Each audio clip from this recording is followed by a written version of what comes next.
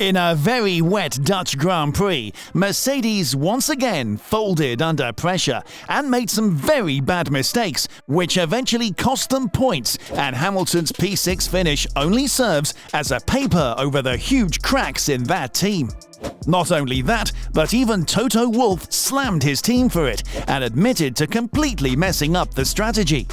Is this just a tip of the iceberg, and does it show bigger problems in the box of the Brackley team in a period where they need to be on top of their game, or they might lose their best driver?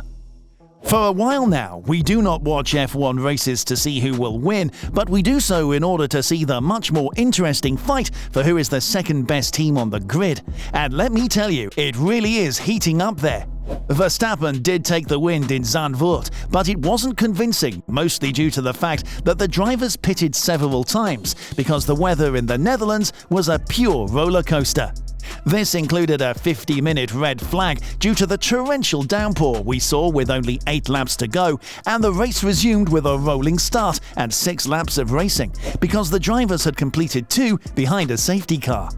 And while we did see a podium for Fernando Alonso after a while, which was definitely a sight for sore eyes being the fan favourite he is, and a surprise package in the form of Pierre Gasly in the podium due to the 5-second penalty Perez got for speeding in the pit lane, a major disappointment in Zandvoort was Mercedes because of how they handled the race.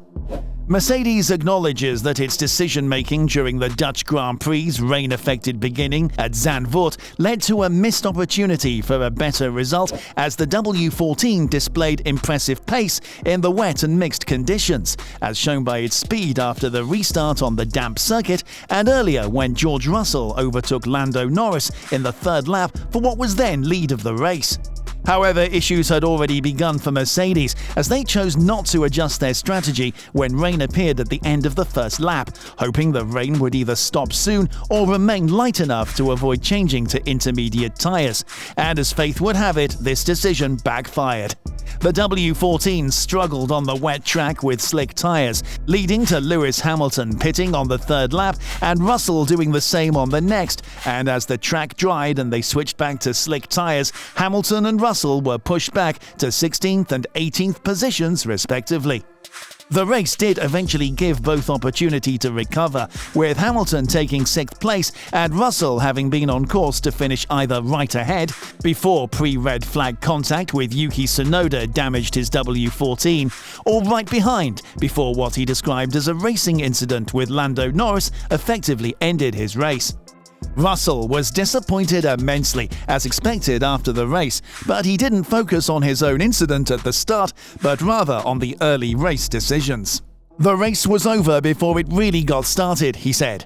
"I think the information we had regarding the weather was totally wrong. We thought the rain was going to last for a couple of minutes, and it clearly lasted for longer. That was a real shame.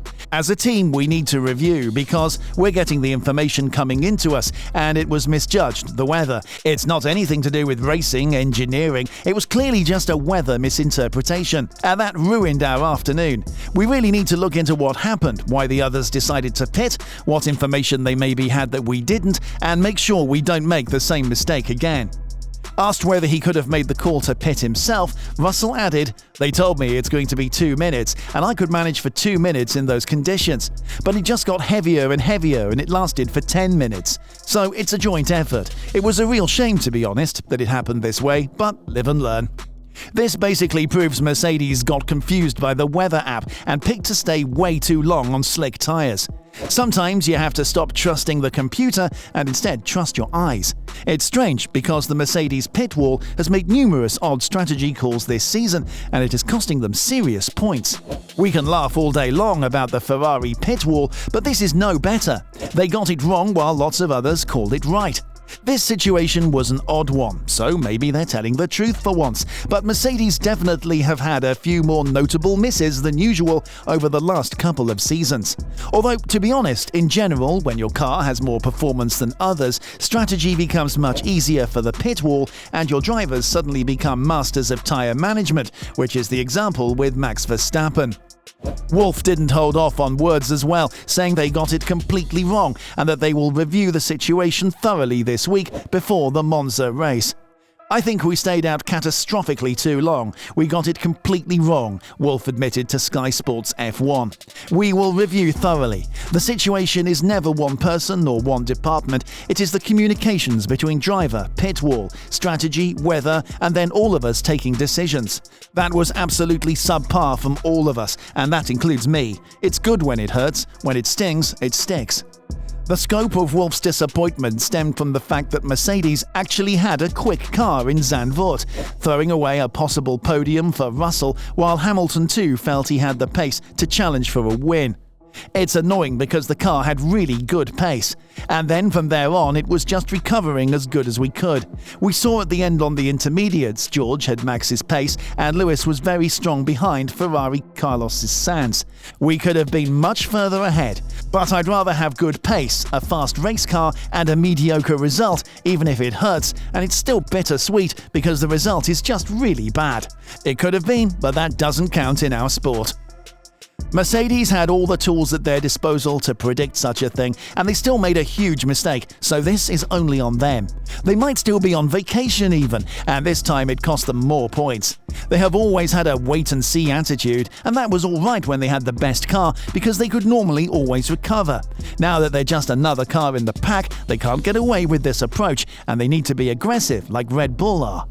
Mercedes currently lags significantly behind Red Bull in terms of operations and performance.